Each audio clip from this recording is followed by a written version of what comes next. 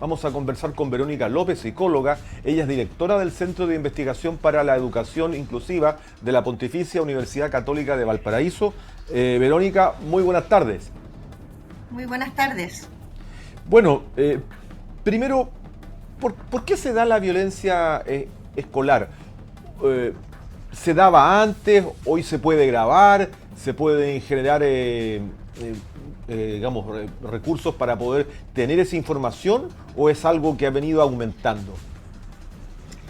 Bueno, lo que les podemos contar desde la investigación es que la violencia escolar corresponde a distintas formas, ¿cierto?, de agresión que se dan de manera sostenida en el tiempo, donde no se logran resolver los conflictos de una manera dialógica, es decir, a través de la conversación y el diálogo. El conflicto es parte de la vida cotidiana y por lo tanto es parte de la vida escolar, pero cuando no logramos resolverlos y anticiparnos a las maneras en que podemos resolverlos a través del diálogo, de distintas formas de buscar acuerdos, entonces se generan actos que pueden constituir hechos violentos que dañan también a las personas y también en algunos casos a la propiedad. Ahora, nosotros hicimos un estudio financiado por FONIDE, son fondos del Ministerio de Educación, donde estudiamos la evolución en el tiempo, es decir, desde el 2013 en adelante, ¿Ya? con los datos que dispone Chile. Chile es uno de los pocos países en el mundo que cuenta con información que reportan los estudiantes, también los apoderados e incluso los profesores respecto de convivencia y violencia. ¿Y saben lo que encontramos? Que en la enseñanza básica la convivencia escolar ha mejorado y la violencia ha disminuido. Pero en cambio en la enseñanza media sí es que ha aumentado la violencia escolar y también hay peor reporte de convivencia, medido como la relación de respeto entre estudiantes y de profesores a estudiantes también. Entonces, el hecho que ocurrió hoy día en Villa Alemana, podemos situarlo dentro del contexto histórico de la evolución en el tiempo, porque esto ocurrió en básica, como un hecho probablemente más bien aislado, que es algo distinto que si estuviéramos hablando de la enseñanza media. ¿Te fijas? O sea, ahí hay un comportamiento en el tiempo donde más del 90% de los establecimientos en Chile en la básica han tendido a disminuir los hechos de violencia. Y lo que vimos hoy día, por lo menos la nota que ustedes nos muestran, es que la comunidad estaba muy preocupada, se abrieron los protocolos, se informó a las autoridades, el estudiante fue llevado a resguardo, y por lo tanto ahí podemos pensar que quizás se trate o no, pero me hace pensar que sí, de un hecho aislado y que se tomaron las medidas y resguardos necesarios, es decir, que existen los protocolos y que esos protocolos se activaron.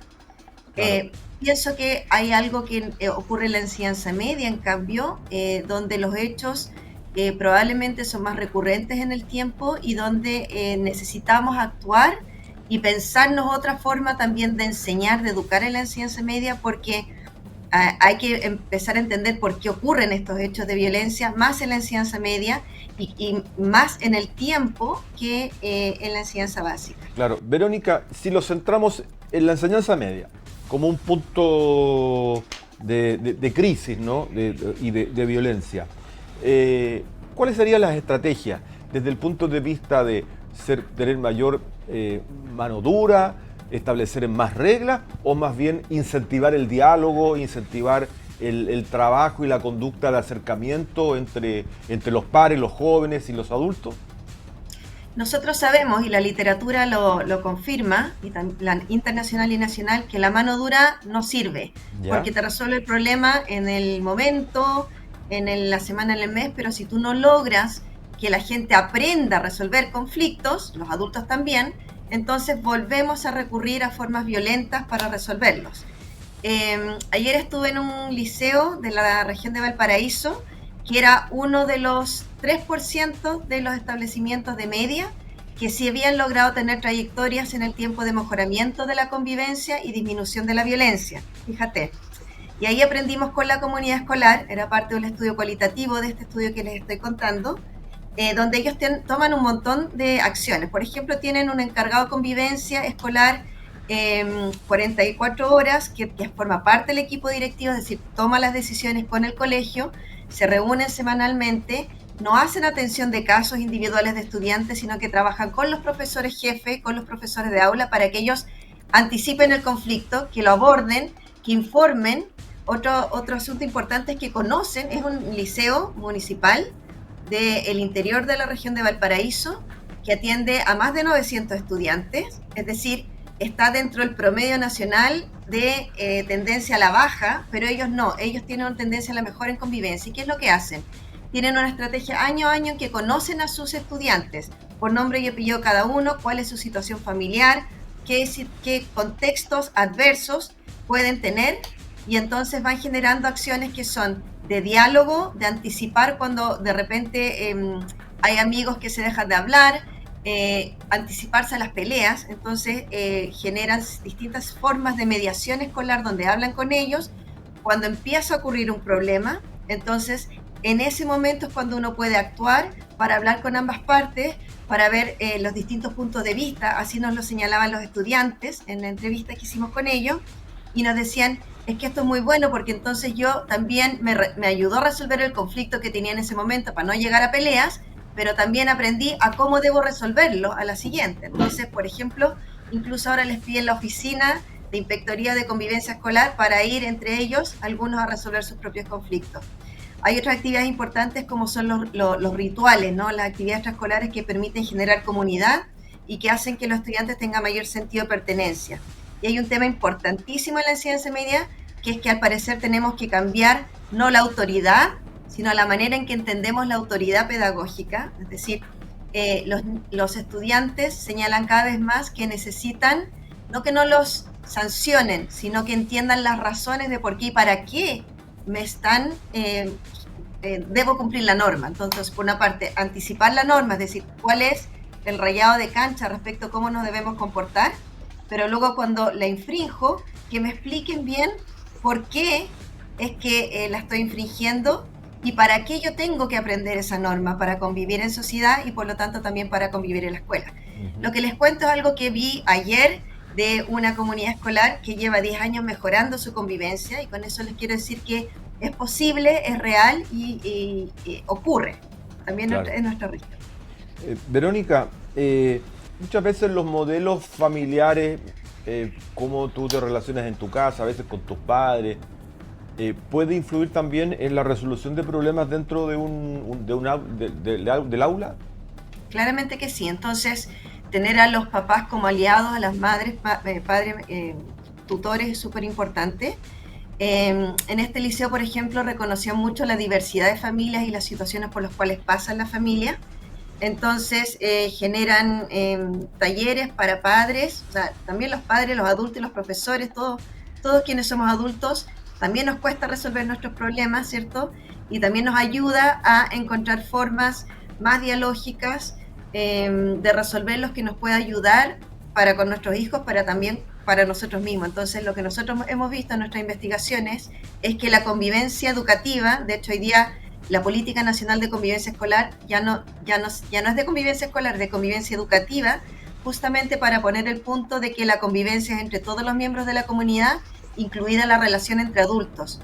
Las comunidades educativas, los colegios, escuelas, liceos, que tienden a mejorar en las formas de resolver los conflictos para que no llegue a violencia escolar, suelen ser comunidades que empiezan también a trabajar la manera en que los adultos, es decir, los profesores con los directivos, los profesores con los asistentes de la educación, los profes entre ellos, también resuelven sus propios conflictos, de manera que no haya bandos de profesores como los de aquí, los de allá, y eso en general ayuda muchísimo a trabajar la convivencia ya respecto a la relación entre estudiantes y de la relación entre estudiantes y profesores también. Eso es muy importante. Se viven tiempos más complejos, o sea, los jóvenes hoy día no son los de antes, ¿no? ¿La pandemia puede influir también en este proceso posterior? Exactamente, y eso es un hallazgo a nivel internacional, fíjate, y nosotros también en Chile lo hemos visto. Después de la pandemia, por ejemplo, en Estados Unidos se reportaron mayores niveles de violencia y de agresión hacia profesores y otros miembros de la comunidad escolar, pero sobre todo hacia profesores. En un estudio que estamos ahora terminando, encontramos que la percepción de inseguridad que viven los profesores en Chile es mayor si es que tienen menos años de experiencia y si es que mientras más trabajen en el aula. Entonces, claramente los jóvenes han cambiado, ¿cierto? En realidad tú vas a un colegio, a un liceo, y te señalan, ¿cierto?, que después de la pandemia empezamos a ver conductas, por ejemplo, de cortarse las muñecas, como que son formas del constructo de ideación suicidia que están muy relacionados y es un síntoma de temas de salud mental. Entonces sí, de hecho el Ministerio de Educación en su política de reactivación, en el Plan Nacional de Reactivación Educativa, habla de convivencia escolar y salud mental, porque la salud mental y el bienestar tanto de estudiantes como docentes y de la comunidad educativa ha sido tema, ¿no?, después de la pandemia. Claro. Ahora, las medidas que se pueden ir tomando entonces, si uno, redondeando un poco lo que has señalado, establecer siempre un mejor diálogo, anticiparse a hechos conflictivos, estableciendo las herramientas para un mejor diálogo. Y eso lo tiene que realizar el profesor, lo tiene que realizar el papá, la mamá, porque es una conducta que se va estableciendo, es una conducta que se va llevando permanentemente. Sí. En general, todos los establecimientos en Chile, por ley, la Ley de Violencia Escolar del 2011 mandata a que todos los colegios que tienen reconocimiento oficial tienen que tener un reglamento interno de convivencia escolar, tienen que tener un encargado de convivencia. Entonces eso está en Chile regulado. Lo que me estoy señalando es que a veces es como letra muerta, es decir, que la comunidad escolar no conoce el reglamento y no entiende el sentido de la norma. ¿Por qué es necesario que tengamos normas, que tengamos un marco de respeto y qué significa respetarnos mutuamente? ¿Y qué va a pasar cuando yo hago algo que se desenmarca de ese marco? Entonces, que las recomendaciones, que los protocolos, que están dentro de los reglamentos internos de convivencia escolar, que tienen que estar conformes a los proyectos educativos institucionales, debieran ser letra viva, es decir, comunicarse, socializarse, explicar por qué, ensayar de qué manera. La semana pasada en una acción de formación que nosotros tenemos como Católica Valparaíso en conjunto con la Superintendencia de Educación, donde ellos forman y nosotros colaboramos en la formación de personas profesores y encargados de convivencia escolar. Certificamos a 80 personas que se formaron como en resolución dialógica y colaborativa de conflictos. Y ahí lo que fuimos aprendiendo, porque algunas comunidades nos mostraron sus experiencias, y un profesor decía, es que esto de la convivencia escolar nosotros se lo exigimos a nuestros estudiantes en nuestros RICE, en nuestro Reglamento Interno de Convivencia Escolar, que muchas veces lamentablemente siguen siendo reglamentos de castigo escolar. Entonces se tipifica la falta y en función de eso el castigo, pero no le enseñamos a nuestros estudiantes a cómo es que se convive, y eso debiera ser parte, ¿cierto?, de los objetivos educativos. Y de hecho en el currículum escolar se establecen objetivos fundamentales y objetivos transversales. Entonces la recomendación ya más pedagógica para los profesores es hacer viva la incorporación de los objetivos transversales, especialmente de trabajar en torno a los temas controversiales. Esa riña que ocurrió en Viña de Alemana probablemente guarda relación con alguna cosa de fondo, ¿no? Porque el bullying y la violencia escolar es como la pirámide de algo que está de fondo, que muchas veces tienen que ver con el clasismo o con el sexismo, lo que llamamos los ismos.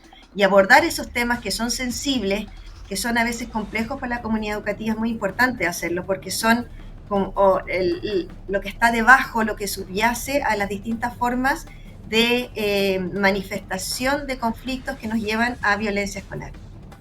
Verónica López, muchas gracias por acompañarnos, psicóloga y a cargo del Centro de Investigación para la Educación Inclusiva de la Pontificia Universidad Católica de Valparaíso. Muchas gracias por estos minutos, muy interesante esta conversación y que ojalá nos sirva a todos, ¿no?, para de alguna manera aplicar estos protocolos en los colegios, anticiparnos a situaciones de violencia y poder seguir trabajando con jóvenes, lógicamente. Muchas gracias. Informarnos en esas formas de resolución más dialógica y pacífica de conflictos. Exactamente, pues. Muchas gracias. Muchas gracias. Ahí está. Muy interesante esta conversación.